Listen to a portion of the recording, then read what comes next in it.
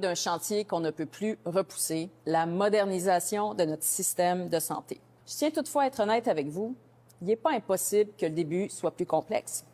Oui, il pourrait y en avoir des bugs, mais je vous le dis, il est hors de question de revivre un deuxième SAG-CLIC.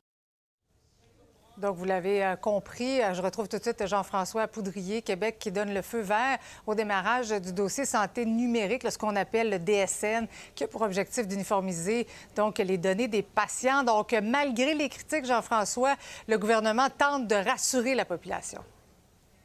On a tous en tête, bien entendu, ce qui s'est passé avec SAG-CLIC. Maintenant, on parle de données qui sont un peu plus sensibles que les données par rapport aux conducteurs. On parle de données sur la santé des gens. Ça inquiète du côté de l'accès possible à ces données-là, mais également tout ce qui peut arriver concernant cette transition qui aura lieu dans la nuit de vendredi à samedi par rapport au ralentissement en fait des activités. Il y a certaines chirurgies qui pourraient être repoussées. Ça inquiète bien des gens du côté de l'opposition. Je te laisse entendre ce qu'avaient à dire plusieurs des partis à qui j'ai parlé aujourd'hui.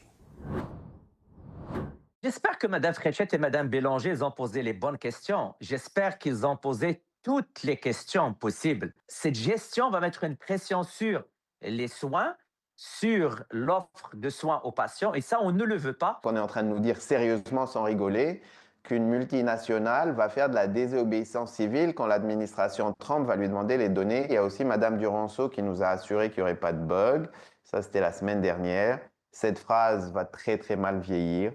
Il y aura des bugs. Ça va péter de partout. Avec ce qui s'est passé dans SAG-CLIC, avec tous les voyants jaunes qui nous parviennent du terrain, la première ministre et le gouvernement n'ont pas le droit à l'erreur. Jean-François, sur un autre sujet maintenant, la classe politique au grand complet dénonce la simulation d'une exécution lors d'une manifestation en fin de semaine.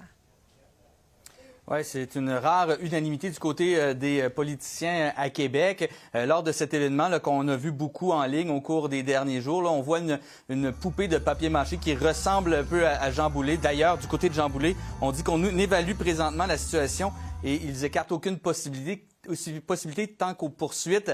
Ça fait réagir. On écoute une ministre du gouvernement, Fréchette. On peut faire des manifestations au Québec, il n'y a aucun problème. Mais ce geste-là, il est odieux. Et on le condamne. Les gens qui ont fait ça n'ont vraiment pas réfléchi à l'impact que ça a. Donc, du côté de l'Alliance ouvrière, on dit cependant que ce n'était pas une poupée de Jean Boulet, mais bien une poupée de n'importe quel politicien qui représente l'élite. À vous de juger.